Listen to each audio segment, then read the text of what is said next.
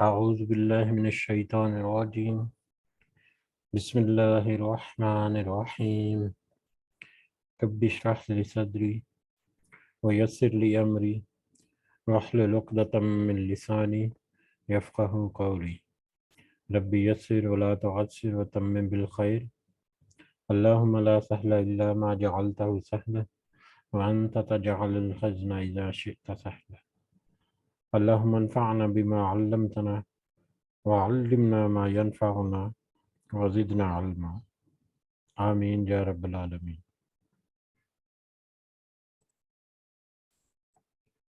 آج ہم انشاءاللہ اللہ کے خاص فضل و کرم سے، اس کی خاص رحمت اور توفیق سے ہم سورہ نحل کی آیت نمبر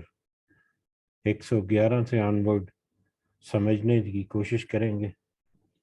سب سے پہلے ہم اسی کی حمد، اسی کا شکر اور اسی کی تعریف کرتے ہیں جس نے ہمیں اس قابل بنایا، جس نے ہمارے دل کو اس قابل کیا، جس نے ہمارے دلوں میں یہ بات ڈالی، جس نے ہمیں ان لوگوں میں شمار کیا جو اپنے دن کا آغاز اس کے بابرکت کلام کو سمجھنے کی کوشش کرنے سے کرتے ہیں۔ اس دعا کے ساتھ کہ اللہ تعالی ہمیں اس میں استقامت نصیب فرمائے، اللہ تعالیٰ اس کی ہمیں صحیح سمجھ اور صحیح سمت اور رہنمائی عطا فرمائے، اور اللہ تعالیٰ اس سے ہمیں اس دنیا کے فائدوں کے ساتھ ساتھ ہمیں بھی اور ہمارے چاہنے والوں کو بھی آخرت میں بھی اپنے خاص اور ان بندوں میں شامل فرمائے جس کے اوپر وہ اپنا خاص فضل و کرم فرمائیں گے، اور ہمیں دنیا کے ساتھ ساتھ آخرت کی فلاح اور کامیابی بھی اللہ تعالیٰ ہمیں عطا فرمائے۔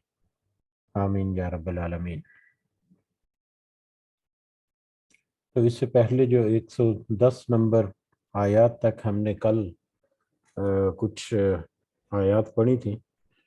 ان کی یاد دہانی کے لیے اس کا صرف ترجمہ ہم ایک دفعہ دیکھ لیتے ہیں۔ کل ہم نے آیت نمبر 101 سے لے کے 110 تک سمجھنے کی کوشش کی تھی۔ اس کا ترجمہ صرف کچھ یوں ہے۔ اللہ تعالیٰ فرماتے ہیں آیت نمبر 101 سے، اور جب ہم کسی آیت کی جگہ دوسری آیت بدل دیتے ہیں اور جو کچھ اللہ تعالیٰ نازل فرماتا ہے اسے وہ خوب جانتا ہے، تو یہ کہتے ہیں کہ تو بہتان باز ہے۔ بات یہ ہے کہ ان میں سے اکثر جانتے ہی نہیں۔ کہہ دیجئے کہ اسے آپ کے رب کی طرف سے جبرائیل کے حق کے ساتھ لے کر آئے، تاکہ ایمان والوں کو اللہ تعالیٰ استقامت عطا فرمائے اور مسلمانوں کی رہنمائی اور بشارت ہو جائے۔ ہمیں بخوبی علم ہے کہ یہ کافر کہتے ہیں کہ اسے تو ایک آدمی سکھاتا ہے، اس کی زبان جس کی طرف یہ غلط نسبت کر رہے ہیں عجمی ہے، جبکہ یہ قرآن تو صاف عربی زبان میں ہے۔ جو لوگ اللہ تعالیٰ کی آیتوں پر ایمان نہیں رکھتے انہیں اللہ کی طرف سے رہنمائی نہیں ہوتی، اور ان کے لیے المناک عذاب ہیں۔ جھوٹ تو وہی باندھتے ہیں جنہیں اللہ تعالیٰ کی آیتوں پر ایمان نہیں ہوتا، یہی لوگ جھوٹے ہیں۔ جو شخص اپنے ایمان کے بعد اللہ سے کفر کرے بجز اس کے جس پر جبر کیا جائے اور اس کا دل ایمان پر مطمئن ہو، مگر جو لوگ کھلے دل سے کفر کریں تو ان پر اللہ کا غضب ہے اور انہی کے لیے بہت بڑا عذاب ہے۔ یہ اس لیے کہ انہوں نے دنیا کی زندگی کو آخرت سے زیادہ محبوب رکھا۔ اللہ تعالیٰ کافروں کو راہ راست نہیں دکھاتا۔ یہ وہ لوگ ہیں جن کے دلوں پر اور جن کے کانوں پر اور جن کی آنکھوں پر اللہ نے مہر لگا دی، اور یہی لوگ غافل ہیں۔ کچھ شک نہیں کہ یہی لوگ آخرت میں سخت نقصان اٹھانے والے ہیں۔ اور ایک آیت نمبر 110 کہ جن لوگوں نے فتنوں میں ڈالے جانے کے بعد ہجرت کی، پھر جہاد کیا اور صبر کا ثبوت دیا، بے شک تیرا پروردگار ان باتوں کے بعد انہیں بخشنے والا اور مہربانیاں فرمانے والا ہے۔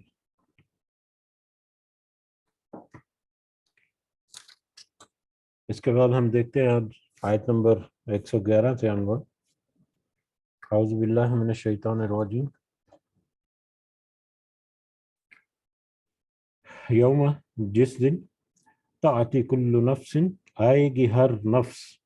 آئے گی ہر نفس آئے گا، ہر نفس یا آئے گی ہر جان، تجادلو جھگڑا کر رہا ہوگا یا جھگڑا کر رہی ہوگی، ہر نفس یا ہر جان یا مجادلہ کر رہی ہوگی، عن نفسہا اپنے نفس کی طرف سے۔ جس دن ہر جان اپنے نفس کی طرف سے جھگڑا کرتے ہوئے آئے گی، وتوفا اور پورا پورا دیا جائے گا، کل نفس ہر نفس کو، ہر جان کو، ما عملت جو اس نے عمل کیا۔ وہ دن قیامت کے دن کا ذکر ہو رہا ہے کہ جس دن ہر نفس اپنے لیے ہی، اپنے ہی نفس کے لیے جھگڑا کرتے ہوئے آئے گا، یا ہر جان اپنی نفس کے لیے جھگڑا کرتے ہوئے آئے گی۔ وہ دن ایک دن ایسا ہوگا کہ جس دن کسی کو کسی دوسرے کی کوئی پرواہ نہیں ہوگی، کسی کو کوئی پرواہ نہیں ہوگی کہ اس کے ماں باپ، اس کے اولاد، اس کی بیوی، اس کے بچے، اس کے دوسرے بہن بھائی رشتہ دار وہ کس حال میں ہے اور ان کی کیا کیفیت ہے۔ ہر ایک کو صرف اپنی ہی فکر ہوگی کہ کسی طرح سے وہ اس گھڑی سے کامیاب ہو کر جنت میں داخل ہو جائیں، کسی طرح وہ کوئی عذاب یا کوئی سزا سے بچ جائیں۔ ماں سوائے نبی کریم صلی اللہ علیہ وسلم کے جو امتی امتی کہیں گے، لیکن وہ بھی ایک خاص کیفیت اور خاص وقت اور خاص اللہ تعالیٰ کے فضل و کرم سے ہوگا۔ ادروائز ہر نفس وہاں پر صرف اپنے لیے جھگڑا کر رہی ہے، جھگڑا کر رہا ہوگا ہر نفس، یعنی جو بھی اللہ تعالیٰ کے ساتھ مکالمہ ہوگا، جس طرح مختلف طرح کی آیات میں ملا کہ جو مشرک ہیں وہ اللہ تعالیٰ سے کہیں کہ یہ اللہ کے علاوہ جن کو پکارتے تھے یہ ہیں جنہوں نے گمراہ کیا، یا شیطان کو ذمہ دار ٹھہرائیں گے، یا دوسرے لوگ جو ہیں وہ ان لوگوں کو جنہوں نے دنیا میں ان کی گمراہی کی ان کی طرف اشارہ کریں گے، تو وہ جن کی طرف اشارہ کریں گے وہ بھی اپنی برات کا اظہار کریں گے۔ ایون کہ شیطان بھی کہے گا کہ مجھے مت مطلب قصوروار ٹھہراؤ، تم نے تو اپنے نفس کی بات مانی تھی۔ تو ہر نفس وہاں پر اپنے آپ کو بچانے کی کوشش میں ہوگی کہ کسی دوسرے کا کچھ پتہ نہیں ہوگا، کچھ خیال نہیں ہوگا،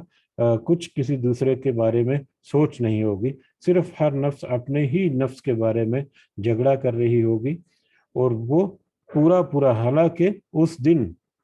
وَتُوَفَّى كُلُّ نَفْسٍ مَّا عَمِلَتْ پورا دیا جائے گا ہر نفس کو جو اس نے عمل کیا، ہر ایک نفس، ہر ایک جان اس کو جو اس نے دنیا کی زندگی میں عمل کیا، اس دنیا کی زندگی کے عمل کے مطابق اس کے بدلے میں اس کو پورا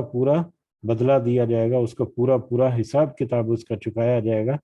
وہم اور اس حال میں کو لا یظلمون نہیں ظلم کیے جائیں گے، کسی نفس کے اوپر اس دن کوئی ظلم نہیں کیا جائے گا۔ ایسا نہیں کہ وہاں پر اللہ تعالیٰ جو ہے وہ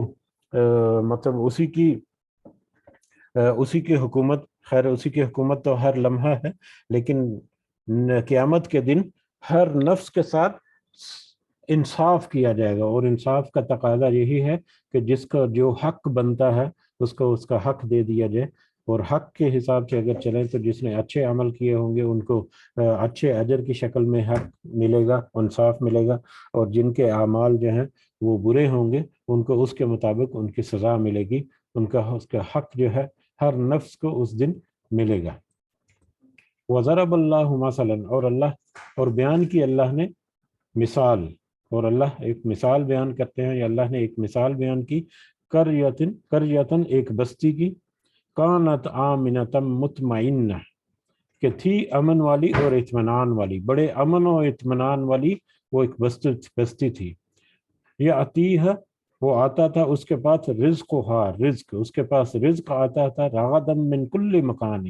کھلا ہر طرف سے، چاروں طرف سے کھلا اور وسیع رزق اس بستی کی طرف آتا تھا۔ فکفرت تو اس بستی نے ناشکری کی، کفر کیا، بِأَنْعُمِ اللَّهِ اللہ کی نعمتوں کی انہوں نے ناشکری کی، اس بستی نے یا اس بستی کے باسیوں نے، اس بستی کے رہنے والوں نے۔ فَأَذَاقَهَا اللَّهُ لِبَاسَ الْجُوعِ تو چکھایا اس کو اللہ نے لباس الجوع بھوک کا لباس، والخوف اور خوف کا، بھوک اور خوف کا لباس اللہ تعالیٰ نے اسے چکھایا یا اڑا دیا، بما كانوا يصنعون اس وجہ سے کہ وہ اپنی طرف سے جو عمل کرتے تھے، اپنی طرف سے گھڑتے تھے یا اپنی طرف سے جو عمل کرتے اس کی بابت ان کو اللہ تعالیٰ نے بھوک اور خوف کا لباس اڑا دیا یا چکھا دیا۔ اللہ تعالیٰ ایک بستی کی مثال بیان کرتے ہیں جو بہت ہی امن و امان والی تھی، اور اس میں وسیع اور کھلا رزق ہر طرف سے آتا تھا۔ اس آیت کی تفسیر مختلف علماء نے دو تین پہلوؤں سے کی ہے، اور تقریباً سارے علماء ایک دوسرے کی تفسیر سے مطمئن ہے یا ایک دوسرے کی تفسیر کو انڈورس کرتے ہیں، کیونکہ یہ ایک تمثیل، عام تمثیل ہے۔ اس میں کسی خاص بستی کی طرف یا کسی خاص مطلب وادی کی طرف کوئی اشارہ نہیں، اس لیے دو تین طرح کے اس کے پہلو جو ہیں ان کی طرف اشارہ کیا ہے مفسرین نے۔ ایک تو اشارہ ہو سکتا ہے کہ پچھلی قوموں کے بارے میں، کہ پچھلی قوموں یا پچھلی جو بستیاں یا امتیں جن کے اوپر اللہ تعالیٰ نے عذاب نازل کیا، جن کا ہم نے سورہ ہود میں بھی اور اس کے بعد بھی غالباً سورہ اعراف میں بھی تفصیل سے ہم نے ذکر کیا، تو وہ بھی بستیاں بہت خوشحال تھیں۔ خاص کر اس میں سے کچھ بستیاں جیسا کہ قوم عاد اور قوم سمود کے بارے میں ہم نے پڑھا کہ وہ عظیم الشان سلطنتیں تھیں، ان کے پاس تجارت اور مال و دولت بے تحاشا تھی، بہت زیادہ اللہ تعالیٰ کی طرف سے انعامات تھے، لیکن انہوں نے اس رزق کا، اللہ تعالیٰ کی ان نعمتوں کا کفران کیا، کفران نعمت کیا، اللہ کی نعمتوں کا انکار کیا، اور اللہ کی نعمتیں جو ان کے پاس تھی مال و دولت کے ساتھ ساتھ جو بڑی نعمت اللہ تعالیٰ نے ان کو نصیب فرمائی تھی وہ تھی ان کے پاس رسول آیا، اور ان کے پاس ہدایت آئی، ان کے پاس کتاب آئی، یا ان کے پاس اصلاح کرنے کے لیے نصیحت آئی اللہ تعالیٰ کی، لیکن اس کو انہوں نے جھٹلا دیا، جس کا ذکر اگلی ہی آیت میں آئے گا کہ اس جھٹلانا کیا تھا، یا کیا انہوں نے نافرمانی کی تھی اس رزق کے ساتھ یا اللہ کی نعمتوں کے ساتھ، جس کے نتیجے میں ان کے ساتھ یہ معاملہ ہوا۔ تو ایک تو اشارہ ہے پچھلی امتوں کی طرف، یا پچھلی امتوں کے ساتھ کیا حشر ہوا اس کی طرف۔ دوسرا اشارہ مکہ کی طرف بھی ہو سکتا ہے کہ مکہ مکرمہ جو ہے وہ بھی اس وقت ایک تجارتی مرکز تھا، ایک بڑا ہی امن و امان کا گہوارہ تھا۔ مکہ کی بستی یا مکہ کا شہر جو ہے اس کے ارد گرد کی جو آبادیاں تھیں یا جو شہر تھے ان میں تو بہت زیادہ خاص امن و امان بھی نہیں تھا، وہ آپس میں لڑتے جھگڑتے بھی رہتے تھے، لیکن مکہ میں بیت اللہ کی وجہ سے، مسجد الحرام کی وجہ سے ان کے قافلوں کو ایک خاص پروٹیکشن جو ہے وہ حاصل تھی، ان کے لوگوں کو ایک خاص مقام اور مرتبہ حاصل تھا ارد گرد کی بستیوں میں، یہاں تک کہ دوسرے ملکوں میں جب وہ شام اور مصر وغیرہ کا سفر کرتے تھے ان کے قافلے، تو ان کو خاص عزت اور تکریم دی جاتی تھی۔ مکہ کی بستی کے اٹ سیلف جو ہے ایک مرکزی تجارت کا مرکز تھی، جس میں حج اور عمرہ کا بھی بہت زیادہ اہتمام ہوتا تھا، اور اس کی وجہ سے یہاں پر بہت رونق اور گہما گہمی، اور اس کے علاوہ مطلب یہاں پر ایک جو پوری دنیا سے جو رزق چلتا تھا وہ یہاں پر قافلے پڑاؤ کرتے تھے، اور یہاں پر تجارت بھی ہوتی تھی۔ غرض یہ کہ مکہ جو ہے اس میں بھی امن و امان کا گہوارہ تھا، اور وسیع رزق اللہ تعالیٰ کی وسیع نعمتیں تھیں، لیکن انہوں نے کفران کیا، انہوں نے پھر ان مکہ والوں نے بھی اللہ کی نعمتوں سے کی ناشکری کی، جس کے نتیجے میں ان کو مختلف طرح کا اللہ تعالیٰ نے بھوک اور خوف جو ہے ان کے اوپر طاری کر دیا یا ان کے اوپر آیا۔ مکہ کے بارے میں بھی کہ کچھ بستیوں میں یا کچھ وقت کے لیے یہاں پر بھی ایک قحط یا ایک سٹارویشن کا سما جو ہے وہ برپا ہوا تھا، بلکہ صحیح بخاری اور صحیح مسلم کی ایک حدیث کے مطابق نبی کریم صلی اللہ علیہ وسلم نے بھی مضر قبیلہ تھا، ایک قبیلہ تھا مکہ کا ہی، اس کے لیے بد دعا بھی فرمائی تھی کہ جس طرح سے یوسف علیہ السلام کے دور میں ایک قحط کا عذاب آیا تھا، اس طرح سے یا اللہ اس بستی کو بھی اس طرح سے کر دے۔ تو پھر اس بستی کے اوپر بھی ایسا عذاب آیا، یہاں پر میں اس کو دیکھ دیتا ہوں، یہ صحیح بخاری اور صحیح مسلم کی روایات میں ہے کہ نبی کریم صلی اللہ علیہ وسلم نے کہا اے اللہ مضر قبیلے پر اپنی سخت گرفت فرما، اور ان پر اس طرح قحط سالی مسلط کر دے جس طرح حضرت یوسف کے زمانے میں مصر میں ہوئی۔ چنانچہ اللہ تعالیٰ نے مکہ کے امن کو خوف سے اور خوشحالی کو بھوک سے بدل دیا، حتیٰ کہ ان کا یہ حال ہو گیا کہ ہڈیاں اور درختوں کے پتے کھا کر انہیں گزارا کرنا پڑے۔ یہ اس طرح کا بھی سچویشن ہوئی، اور خاص کر ہجرت مدینہ کے بعد، نبی کریم صلی اللہ علیہ وسلم کے مدینہ کی طرف ہجرت کرنے کے بعد جو ایک سٹیٹس انجوائے کر رہے تھے مکہ والے، ان کے پاس وہ سٹیٹس جو ہے وہ باقی نہیں رہا تھا، اور ان کے پاس رزق میں کچھ کمی کے ساتھ ساتھ خوف ان کے اندر طاری ہو گیا تھا کہ ان کی بستی جو ہے وہ خوف کھانے لگے تھے، اور یقیناً وہ ایک اسلام کی بڑھتی ہوئی طاقت کی وجہ سے ان کے جو باطل خداؤں اور باطل جو نظام انہوں نے قائم کر رکھا تھا اس کے ڈھہ جانے کا خوف تھا، اس کے ختم ہو جانے کا خوف تھا، ان کی اپنی جو عزت اور ان کی اپنی جو ایک شہرت یا ایک مقام تھا اس کے ختم ہو جانے کا خوف تھا، جو کہ خوف جاری رہا یہاں تک کہ فتح مکہ ہو گئی، اور اس کے بعد تو وہ کفر کا نظام جو ہے وہ وہاں سے ٹل گیا اور مٹ گیا۔ بہرحال دوسری جو قسم کی جو اشارہ دیا جاتا ہے اکثر علماء، زیادہ تر علماء کی طرف سے، اور زیادہ تر علماء کا یہی خیال ہے کہ یہ آیت جو ہے یہ مکہ کی طرف اشارہ کرتی ہے کہ مکہ کے لوگوں نے بھی کفران نعمت کیا، اور اس کے علاوہ یہ عام تمثیل کے طور پر بھی کہ جو کوئی قوم، جو کوئی بستی یا جو کوئی ملک، جو کوئی گروہ اللہ کے رزق کی کفران کرے گا، کفران نعمت کرے گا، اللہ کے رزق کی یا اللہ کے نعمتوں کی ناشکری کرے گا، اور تو اس کے ساتھ ایسا ہی معاملہ ہوگا کہ وہ بھوک اور خوف کا لباس یا بھوک اور خوف جو ہے وہ ان کے اوپر غالب آ جائے گی، اور وہ فنا ہو جائیں گے، تباہ و برباد ہو جائیں گے۔ اس کی بہت ساری مثالیں دی جا سکتی ہیں بہت سارے ملکوں میں، جیسا کہ آج کل یہ سیلاب جو ہے، سیلاب کا معاملہ ہے، اس کے بارے میں بھی کچھ لوگ جو ہے اس طرف اشارہ کرتے ہیں، اگرچہ کہ ہمارے لیے یہ ممکن نہیں کہ ہم ایک حتمی طور پر کچھ طے کر سکیں کہ کسی کے اوپر کوئی سچویشن جو ہے وہ کس وجہ سے آئی۔ اللہ تعالیٰ ہی غیب کا علم جاننے والا ہے کہ ان کے اوپر یہ سچویشن جو ہے اس کی وجوہات کیا تھی، لیکن ہو سکتا ہے کہ ہماری دین سے دوری، ہماری دین سے اللہ کی نعمتوں کا ہم استعمال کرتے ہیں لیکن اس کا جو شکر ادا کرنے کا حق ہے وہ ادا نہیں کرتے یا اس کی طرف توجہ نہیں دیتے، تو ہو سکتا ہے، غالب امکان ہے کہ یہ بھی ایک وجہ ہو کہ اس طرح کی مختلف مصیبتیں جو ہیں وہ ہماری قوموں پر ہیں، ہماری امت پر بھی مختلف طرح سے آتی رہتے ہیں۔ اللہ تعالی ہم سب کو محفوظ رکھے ایسی کسی بھی پریشانی سے، اور اللہ تعالی ہمارے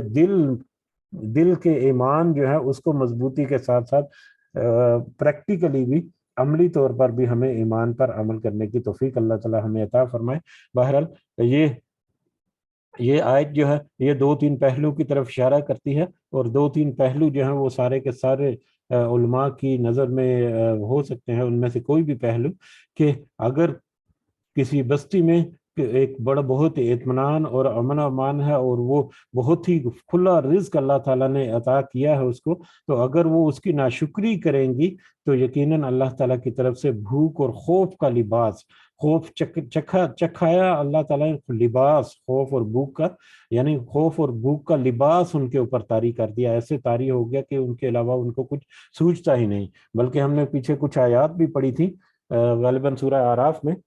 جس کا مفہوم کچھ اس طرح سے ہے کہ اللہ تعالیٰ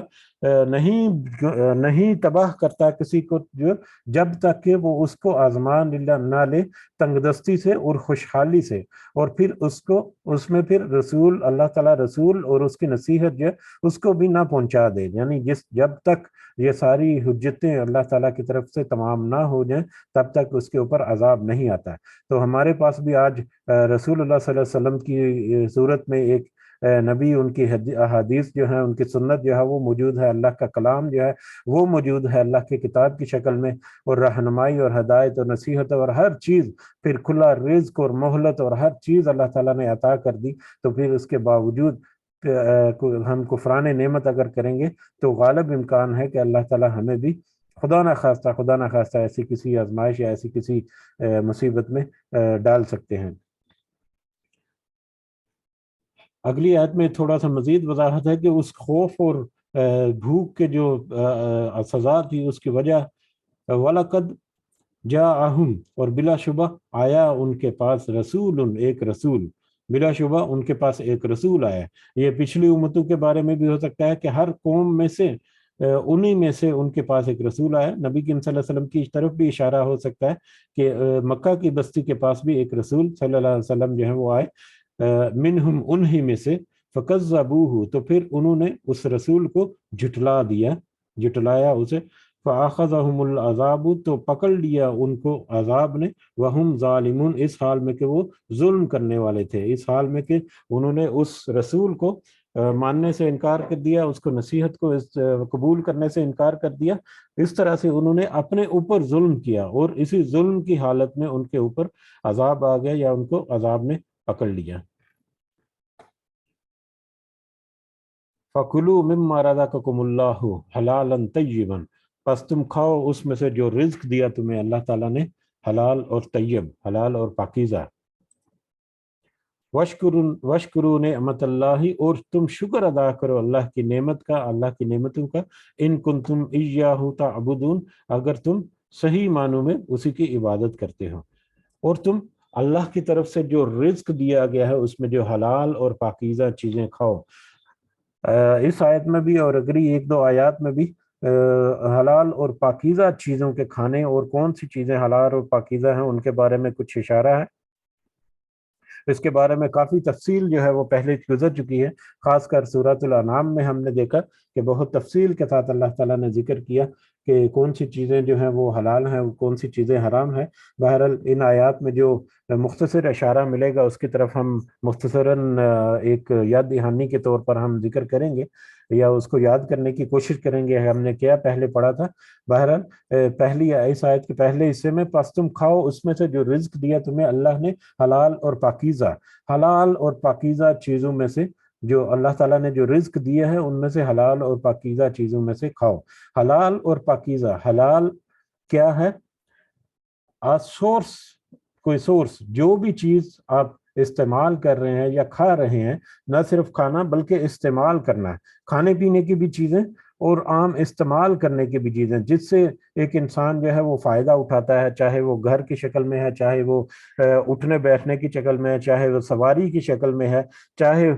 किसी भी तरह का रिज्क अल्लाह ताला ने उसे अता किया है, तो उसको हासिल करने का जो सोर्स है या सोर्स ऑफ इनकम कह सकते हैं, वो हलाल होनी चाहिए, वो हलाल होनी चाहिए। ठीक है, वो जायज़ तरीकों से आपके पास वो कमाई होनी चाहिए जिसके ज़रिए से वो अल्लाह का रिज्क आप ख़रीद रहे हैं या अल्लाह का रिज्क आप हासिल कर रहे हैं। जो भी खाने पीने की चीज़ें या जो भी रहने बहने की आसाइश की चीज़ें जिनको हासिल किया गया, उसको हासिल करने का जो सोर्स है, सोर्स ऑफ इनकम हलाल होना चाहिए। और जिस चीज़ को आप खाएं वो पाकीज़ा होनी चाहिए, वो पाक होनी चाहिए, जो अल्लाह ताला ने जिसको मना नहीं किया, जो तय्यब और पाकीज़ा हैं वो चीज़ें होनी चाहिए। यानी हलाल और पाकीज़ा जो भी कुछ आप ज़िंदगी में नेमत अल्लाह ताला का को खाएं पिएं या उससे आप फ़ायदा उठाएं, तो वो हलाल और पाकीज़ा होनी चाहिए, दोनों लाज़िम व मलज़ूम है। हलाल कमाई के साथ हराम चीज़ जो है वो नहीं खाई जा सकती, या हराम कमाई के साथ हलाल चीज़ जो है वो नहीं खाई जा सकती या नहीं उसका लुत्फ नहीं उठाया जा सकता। तो ये दोनों चीज़ें लाजिम और मलजूम है कि आपकी कमाई या सोर्स ऑफ इनकम जो है या सोर्स ऑफ एक्वायरमेंट जो है वो भी हलाल होना चाहिए। और जो चीज़ आप, जो नेमत अल्लाह ताला की या जो चीज़ आप अल्लाह ताला की तरफ से जो आपके पास है उसको आप खाएं पिएं या इस्तेमाल करें, वो भी पाक और साफ होनी चाहिए। और जब एक इंसान जो है वो हलाल रोजी के साथ पाकीज़ा रिज्क खाएगा अल्लाह ताला का, तो फिर वशकुरू नेमत अल्लाह, तुम शुक्र भी अदा करो अल्लाह की नेमतों का। और शुक्र अदा करने का सबसे बेहतरीन तरीका, यह शुक्र अदा करना ही यही है कि जिसने तो आपको कोई नेमत दी या इनाम दिया कोई या कोई गिफ्ट दिया, तो उसके सामने आजिज़ी और इनकसारी, उसका मशकूर होना, उसके सामने आजिज़ी और इनकसारी, और अल्लाह की नेमतों का शुक्र अदा करना, यानी अल्लाह की नेमतों के बदले में उसकी आजिज़ी और इनकसारी, उसके सामने सर तस्लीम खम करना और उसके अहकामात के ऊपर अमल दरामद करने की कोशिश करना, ये शुक्र अदा करना है। और तुम अल्लाह की नेमतों का शुक्र अदा करो अगर तुम सही मानों में उसकी इबादत करते हो, अगर तुम सही मानों में ईमान को कबूल करते हो और अल्लाह ही की इबादत करते हो, तो फिर तुम उसी का शुक्र अदा करो और उसी के सामने झुको, उसी की नेमतों का शुक्र अदा करो। इन्नमा हर्रम अलैकुमुल मैतत, बेशक हराम कर दिया अल्लाह ने بے شک صرف حرام کر دیے، صرف یہاں پر انہوں نے اضافی طور پر لگا دیا کہ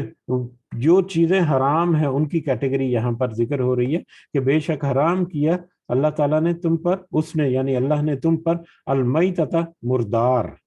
والدم اور خون بہتا ہوا خون، مردہ جانور اور بہتا ہوا خون، ولحم الخنزیر اور خنزیر کا گوشت، وما اہل لغیر اللہ بھی اور وہ جو نام لیا گیا اس پر اللہ کے علاوہ کسی اور کا۔ بے شک اللہ تعالیٰ نے تم پر کچھ چیزیں جو حرام کر دی، ان میں سے کچھ کا ذکر یہاں پر آیا۔ اللہ تعالیٰ کی یہ قدرت ہے یا اللہ تعالیٰ کی خاص فضل و کرم یہ ہمارے اوپر ہے کہ جس چیز کو حرام کیا اس کو کیٹیگری میں بند کیا، باقی چیزوں کو اوپن کر دیا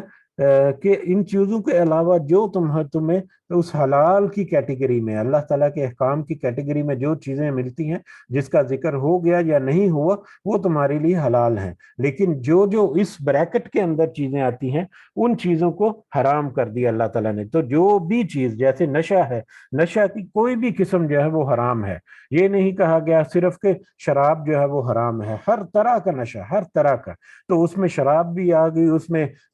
نشہ کرنے کی دوسری جو چیزیں، سگریٹ نوشی جو ہے وہ بھی ایک نشے کی کنڈیشن ہے، وہ بھی اس میں شامل ہو جاتی ہے۔ سگریٹ نوشی کے اوپر بھی بڑے بڑے جید علماء کے حرام ہونے کے فتوے موجود ہیں۔ سگریٹ نوشی بھی ایک بہت بڑی بیماری ہے جو ہمارے اندر عام طور پر پائی جاتی ہے۔ اس کے علاوہ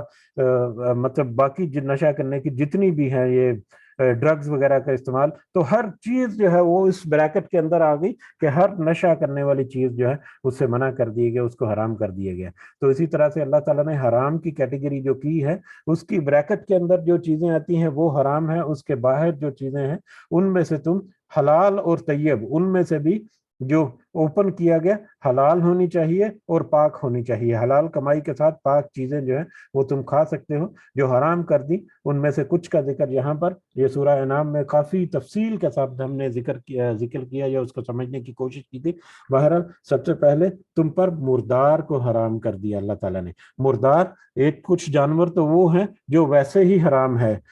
جنگلی جانور جو ہیں، جو نوکیلے دانتوں والے جانور جو دوسرے جانوروں کا شکار کھا کے، خونی درندے جو ہیں وہ تو ہر صورت میں حرام ہے۔ اس کے علاوہ کتا جو ہے وہ اس طرح کے جانور جو ہے وہ بھی حرام کر دیے اللہ تعالیٰ نے۔ تو لیکن جو بہیمۃ الانعام ہے، جو حلال جانوروں کی قسمیں جو ہیں، جو 4 کیٹیگری کے حلال جانور ہیں، ان میں سے بھی اگر کوئی جانور مر جائے، مردار ذبح کیے بغیر اگر کسی جانور کی ہلاکت ہو جائے تو وہ مردار ہے، وہ حرام ہے۔ تو ذبح کرنا جانور کا یہ ضروری ہے، اس کے بغیر اگر کوئی جانور جو ہے وہ مر گیا، چاہے وہ بھیڑ بکری ہے، چاہے وہ گائے ہے، اونٹ ہے، اگر وہ مردہ حالت میں ہے، اس کو ذبح نہیں کیا گیا تو وہ حرام ہے۔ تفصیل کے ساتھ ہم نے سورہ انعام میں اس کے اوپر بہت ہی تفصیل کے ساتھ اللہ تعالیٰ نے ہمیں ذکر بھی کیا اور ہم نے سمجھنے بھی کی کوشش کی تھی۔ اس میں بلکہ شکار کے میٹر میں تھے کہ اگر اللہ کا نام پڑھ کر کے تیر یا گن وغیرہ سے شکار کیا جائے اور کسی شکاری جانور کو چھوڑا جائے اور وہ شکار کرے اس کے لیے، تو جب اس کو پکڑ لے تو اس کو ذبح کر لے تو وہ بھی حلال ہیں چیزیں اس کے لیے۔ بہرحال کافی تفصیل ہے۔ تو حلال جانور جو ہیں ان کو بھی اگر وہ مردہ حالت میں پائی جائیں تو وہ حرام ہے۔ والدم اور ان میں سے جو بہتا ہوا خون ہے، حلال جانوروں سے ذبح کریں جو خون اس میں سے بہتا ہے تو وہ بہتا ہوا خون جو ہے وہ حرام ہے۔ جیسا کہ نبی کریم صلی اللہ علیہ وسلم کی حدیث کے مطابق جو 2 مردار اور 1 خون جو ہے وہ حلال ہے۔ 2 مردار میں 1 مچھلی، یہ اس کی فردر ایکسپلینیشن حدیث سے ملتی ہے کہ جو مچھلی جو پانی کا جو جانور ہے یا مچھلی ہے وہ حلال ہے، مچھلی کو ذبح نہیں کیا جاتا لیکن اس کو استعمال کرنے میں ممانعت نہیں ہے، وہ حلال ہے۔ اس کے علاوہ ٹڈی جو ہے اس کو بھی ذبح کیے بغیر اس کو استعمال کیا جا سکتا ہے۔ یہ 2 جانور، اور ان کی بھی ایک خاص وجہ ہے کہ ان کے اندر خون، ریڈ بلڈ جو ہے وہ اس طرح سے نہیں ہوتا جو جیسا کہ دوسرے جانوروں میں ہوتا ہے، اور ریڈ بلڈ جو ہے وہ تو بیکٹیریا اور بیماریوں کا گھر ہوتا ہے، اس لیے ان کو حرام کر دیا۔ بہرحال 2 جانور جو ہیں مردار، جس میں مچھلی اور ٹڈی جو ہے وہ شامل ہے، لوکٹس غالباً کہتے ہیں انگلش میں سے۔ اور اسی طرح سے خون میں تلی یا کلیجی جو ہے اس کے اندر بھی خون شامل ہوتا ہے، لیکن کیونکہ جانور کا خون ذبح ہونے کی وجہ سے اکثریت نکل چکی ہوتی ہے تو وہ تلی کے اندر جو خون ہے یا کلیجی وغیرہ وہ جو ہے اس کو بھی حلال کر دیا حدیث کے مطابق بہرحال۔ اور اس کے بعد وَلَحْمَ الْخِنْزِيرِ، اور خنزیر کا گوشت، خنزیر کو تو نجس اور ناپاک بھی کہا گیا ہے، خنزیر کا گوشت جو ہے وہ بھی حرام ہے۔ وَمَا أُحِلَّ لِغَيْرِ اللَّهِ بِهِ، اور وہ جو نام لیا اس کے اوپر اللہ کے علاوہ، اور کوئی بھی چیز جس پر اللہ کے علاوہ کسی دوسری چیز، دوسرے کا نام لے کر وہ کھانا یا وہ رزق جو ہے وہ دیا گیا، وہ بھی حرام ہے۔ اس میں 2-3 کیٹیگریز جو آ جاتی ہیں، ایک تو جانوروں کے بارے میں کہ جانور کو اللہ کا نام، اللہ کے علاوہ کسی اور کا نام لے کر حلال کیا گیا، جیسے تکبیر پڑھتے ہیں جانور کو ذبح کرتے ہوئے، تو وہ تکبیر جو ہے وہ کسی اور مطلب ہستی کو پکار کر اس جانور کو ذبح کیا گیا تو وہ بھی حرام ہے۔ یا جو اللہ کی جو تکبیر ہے بسم اللہ اللہ اکبر کہہ کر تو حلال کیا گیا، اسے ذبح تو اس طرح سے کیا گیا، لیکن وہ ذبح جو ہے یا وہ قربانی جو ہے وہ کسی غیر اللہ کے تقرب حاصل کرنے کے لیے، کسی غیر اللہ کی خوشنودی حاصل کرنے کے لیے، اس کو خوش کرنے کے لیے وہ قربانی دی گئی یا وہ ذبح کیا گیا، تو ایسا ذبیحہ جو ہے وہ بھی حرام ہے۔ بلکہ یہاں پر ایک کچھ علماء جو ہے وہ جہاں تک کہتے ہیں کہ اللہ کی رضا کی خاطر نہیں، کسی ضیافت اور کسی کے کھانے کی جو تقریب ہے اس کے لیے نہیں، بلکہ کسی شخصیت کی، کسی کی بڑے عہدیدار کی، یا کسی بڑے جو حاکم وغیرہ ہے یا کوئی بادشاہ وغیرہ ہے، اس کو خوش کرنے کے لیے، اس کی خوشنودی حاصل کرنے کے لیے اگر کوئی جانور ذبح کر دیا جائے تو یہاں تک کہ اس کو بھی کچھ علماء کہتے ہیں کہ وہ بھی حرام کی کیٹیگری میں آ سکتا ہے، کیونکہ اس میں تو یہ نیت نہیں تھی کہ اس کو ذبح کر کے کسی کی ضیافت کی جائے گی یا کسی کو کھانا کھلایا جائے گا یا کسی کو بہت اچھے طریقے سے اس کو عزت اور تکریم دی جائے گی، بلکہ وہ تو جانور اس لیے ذبح کیا کہ وہ خوش ہو جائے کہ ہاں میرے لیے اس جانور کو ذبح کیا گیا۔ تو کچھ علماء کے نزدیک یہاں تک بھی ممکن ہے کہ وہ بھی حرام کی کیٹیگری میں آ سکتے ہیں۔ تو حرام اللہ کے علاوہ کسی بھی طرح کا ذکر کر کے کسی جانور کو ذبح کر دیا گیا، یا ذبح تو اس کو تکبیر کے پڑھ کے کیا گیا لیکن اللہ کے علاوہ کسی دوسرے کی خوشنودی حاصل کرنے کی کیا گیا، تو ایسا جانور جو ہے وہ بھی حرام ہے۔ اور جانوروں کے علاوہ دوسری جو چیزیں جو اللہ کے علاوہ کسی دوسرے مخلوق کی یا کسی دوسرے خداؤں کی خوشنودی کے لیے، اللہ کے علاوہ کسی دوسری ہستیوں کو خوش کرنے کے لیے جو نظر و نیاز دی جاتی ہے، جیسا کہ بہت مماثلت پائی جاتی ہے یہ مندروں وغیرہ پر اور یہ مزاروں وغیرہ پر، کہ مندروں پر تو وہ بھجن وغیرہ جو ہے وہ گاتے ہیں ان کے لیے، اور مزاروں پر قوالی کا رواج بڑا عام ہے، اور اس کے علاوہ وہاں پر پرشاد وغیرہ، پرشاد ہے غالباً، پرشاد کے نام سے کچھ میٹھی چیز جو وہ تقسیم کی جاتی ہے، اور مزاروں کے اوپر تبرک جو ہے وہ دیا جاتا ہے، اور ان کی خوشنودی یا ان کے اوپر دعائیں کرنے کے لیے یا ان کو خوش کرنے کے لیے، یا ایک امید رکھ کے ساتھ کہ ہم اگر فلاں پیر اور مرید اور فلاں ولی کے مزار پر جا کر یہ چادر چڑھائیں گے اور یہ وہاں پر دیگ اور وہاں پر نذرانہ دیں گے تو اس کے نتیجے میں ان کے اوپر اللہ کی رحمت ہوگی، یا وہ جو ولی ہیں وہ اللہ کے حضور دعا کریں گے، یا اس طرح کی کسی بھی نیت کے ساتھ کوئی بھی کام کیا گیا تو وہ سب حرام ہے، اور ایسی چیزوں کو کھانا بھی حرام ہے۔ تو اللہ کے علاوہ کسی دوسری ہستی کے نام کے ساتھ اگر کوئی چیز دی جائے، چاہے وہ جانور ہے یا کوئی بھی دوسرا رزق ہے، تو وہ حرام ہے۔ تو اللہ تعالیٰ نے یہاں پر حرام کی کیٹیگریز بریکٹس جو ہیں وہ یہاں پر بتا دی، ان بریکٹ کے اندر جو بھی چیزیں آئیں گی وہ ساری حرام ہیں۔ فَمَنِ اسْتُرَّ غَيْرَ بَاغٍ، تو پھر جو مجبور کر دیا جائے، نہ کہ سرکش ہو، ولا عادٍ، نہ ہی حد سے تجاوز کرنے والا ہو، فَإِنَّ اللَّهَ غَفُورٌ رَحِيمٌ، تو بے شک اللہ تعالیٰ بخشنے والا اور خوب رحمت کرنے والا ہے، رحم کرنے والا ہے۔ ہاں البتہ ان مردار یا ان جو حرام چیزیں ہیں ان میں سے اگر کوئی مجبوری کی حالت میں اگر کوئی مجبور کر دیا جائے، یا کسی کو اتنا مجبور ہے کہ اس کی زندگی کو خطرہ ہے کہ اگر وہ یہ چیز استعمال نہیں کرے گا، یا اگر کوئی چیز وہاں پر اویلیبل نہیں مردار کے علاوہ یا کسی حرام چیز کے علاوہ، اور وہ اس انسان کی کنڈیشن ایسی ہے کہ وہ اس کی جان جو ہے وہ خطرہ ہے، جان جانے والی ہے، تو اس حالت میں وہ اس حرام چیز کو کھا سکتا ہے، لیکن اس کی بھی شرطیں ہیں، 2 شرطیں۔ ایک شرط کیا ہے؟ غیر باغن، کہ نہ سرکش ہو، سرکش نہ ہو یعنی کہ وہ اس چیز کو کھانے کی خواہش نہ کرتا ہو. خنزیر کا گوشت یا مردار کسی کا گوشت جو ہے اس کو کھانے کی خواہش نہ ہو، اس کا دل نہ کر رہا ہو کہ میں کھاؤں، وہ اس سے کراہ رہا ہو، لیکن مجبوری ہو کہ اس کی زندگی کو خطرہ ہے، اگر اس نے نہ کھایا تو اس کی زندگی ختم ہو جائے گی، تو اس صورت میں وہ کھا سکتا ہے. وہ اس کی خواہش نہ ہو، سرکشی نہ کرتا ہو. ولا عادن، اور نہ ہی وہ حد سے تجاوز کرنے والا ہو. حد سے تجاوز یعنی کہ وہ اتنی مقدار میں، صرف اتنی کوانٹٹی میں کھائے جس سے اس کی زندگی بچ سکے، بس اس سے زیادہ نہیں، یہ اس کی حد ہے. تو البتہ جو مجبور ہو زندگی بچانے کے لیے اس کی، تو لیکن اس کی خواہش نہ ہو اور حد سے تجاوز نہ کرے، تو وہ اتنی سی مقدار میں اس حرام میں سے کچھ کھا سکتا ہے. اور ایسی صورت میں اگر وہ سرکش نہیں ہے اور حد سے تجاوز نہیں کرنے والا، اور اس نے کسی حرام چیز کو کھا لیا، تو پھر اللہ تعالیٰ تو خوب بخشنے والا اور نہایت رحم کرنے والا ہے. اس کی نیت کو اور اس کے ارادے اور اس عمل کو خوب اللہ تعالیٰ اچھی طرح سے جانتے ہیں، اور اس کے مطابق اللہ تعالیٰ اس کی بخشش بھی کریں گے انشاءاللہ ضرور، اور اس کے اوپر رحمت بھی فرمانے والے ہیں. ولا تقول ولا تقول، اور مت تم سب کہو، لما تصفو،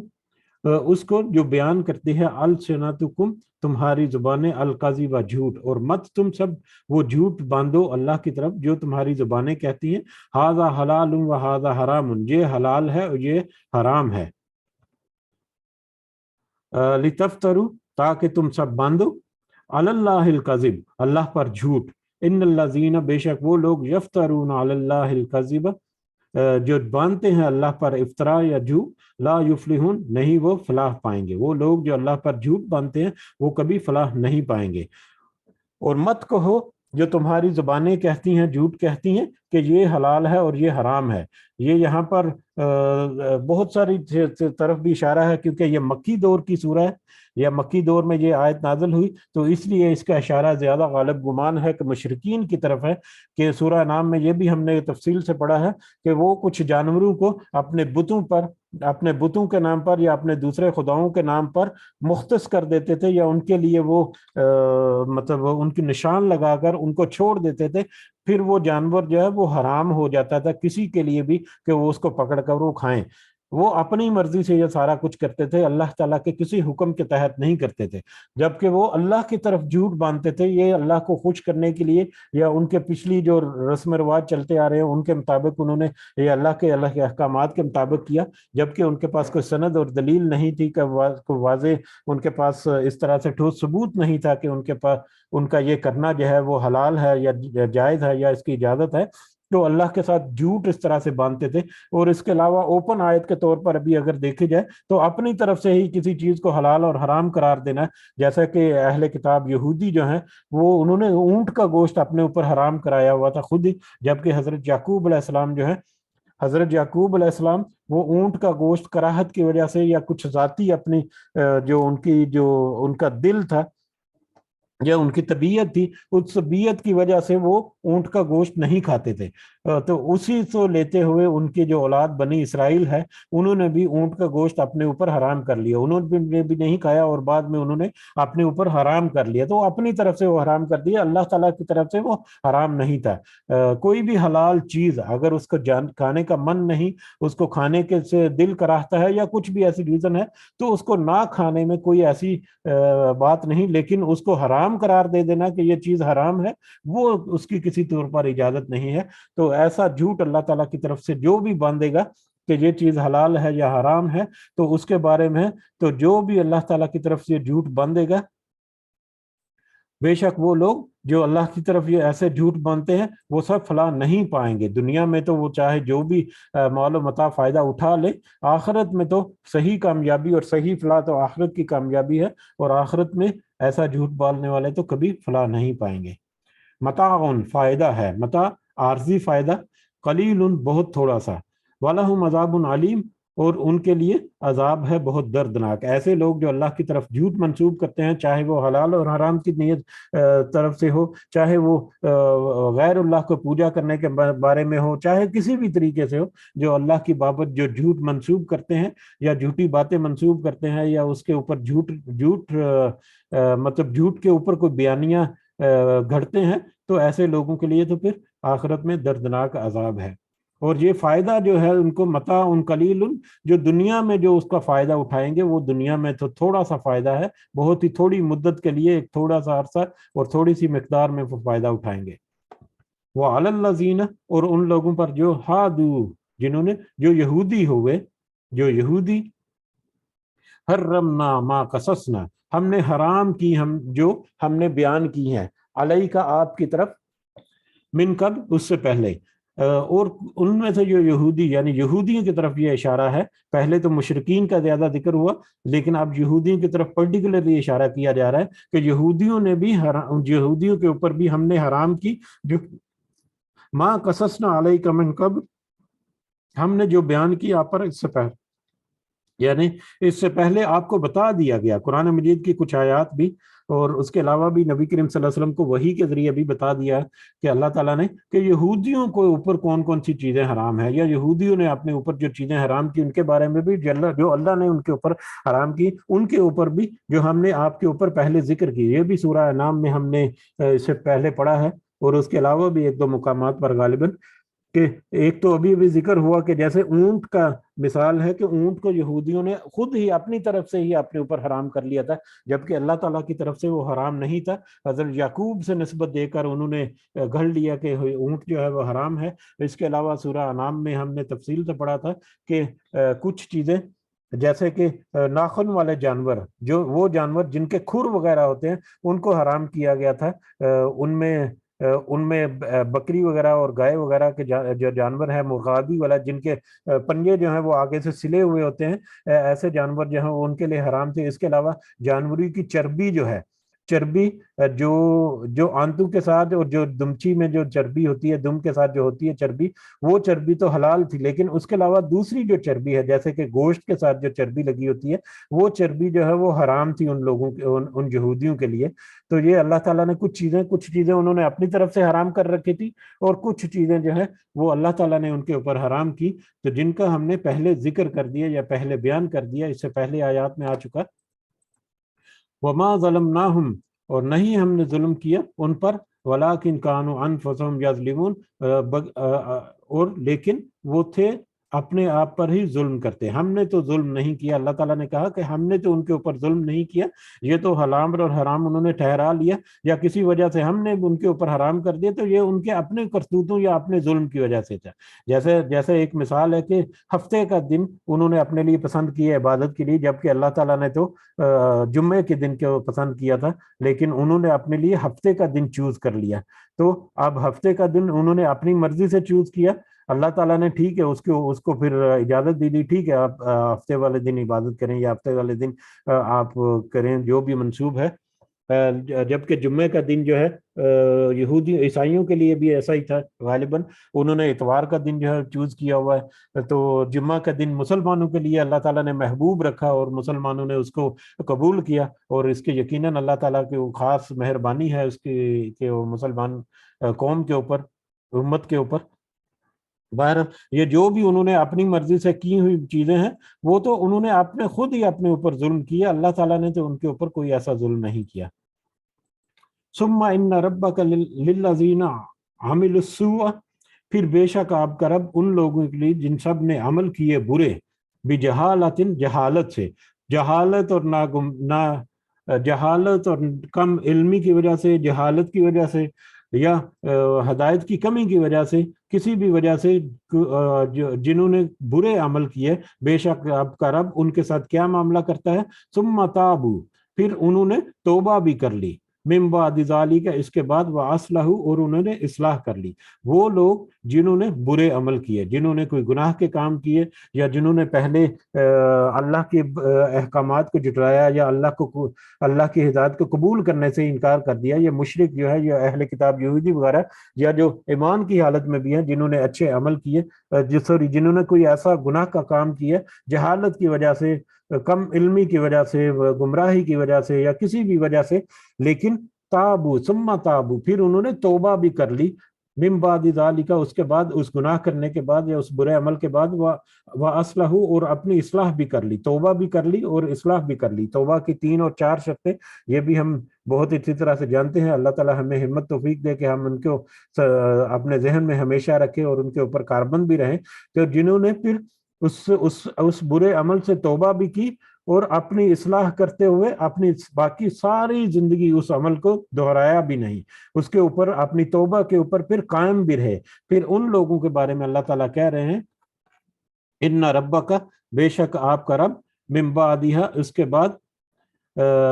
इसके बाद यानी उनकी तौबा करने के बाद, लगफूर रहीम, यकीनन बख्शने वाला और निहायत रहम करने वाला है। जो कोई, इसमें अहले ईमान भी आ सकते हैं, इसमें अहले कुफार जो है वो भी आ सकते हैं कि अपने कुफर से, अपने शिरक से तौबा करके अपनी इस्लाह कर लें और सारी बाकी ज़िंदगी जो है अपनी उस तौबा पर कायम रहें और अपनी इस्लाह पर कायम रहें। तो यकीनन उनके लिए और अहले ईमान जो है उनके लिए भी, कि अगर किसी कम इल्मी की वजह से, जहालत की वजह से, शैतान के वसवसों की वजह से भी, किसी भी वजह से भी अगर किसी ने बुरे अमल किए हैं, तो वो अगर उसने अपनी तौबा कर ली और अपनी इस्लाह कर ली, तो फिर यकीनन आपका रब जो है उस तौबा के बाद, उस तौबा की शर्तें पूरी होने के बाद, यकीनन अल्लाह ताला खूब बख्शने वाला और निहायत रहम करने वाला है। और अल्लाह ताला यकीनन ऐसे लोग जो तौबा करते हैं उनको बहुत महबूब भी रखता है कि ये लोग पहले जो हैं ऐसे अमल करते थे, लेकिन अब उन्होंने मेरे हुक्म की इताअत करते हुए आपने उन सारी दुनिया की जो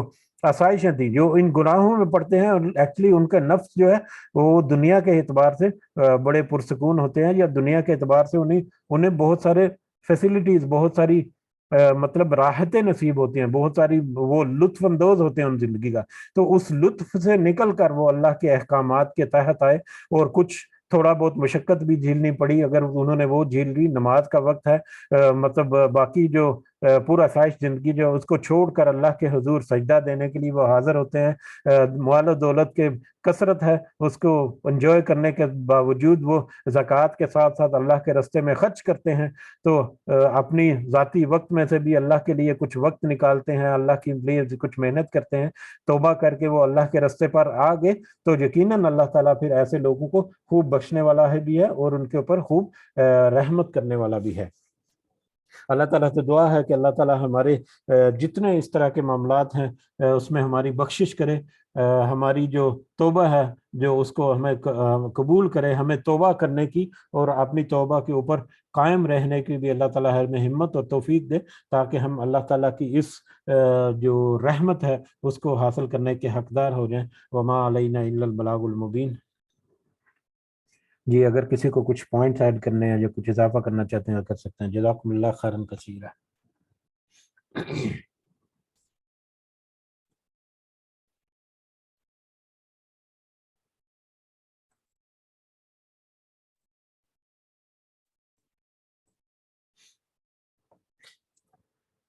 जी, इसी के साथ इजाज़त चाहते हैं। इंशाल्लाह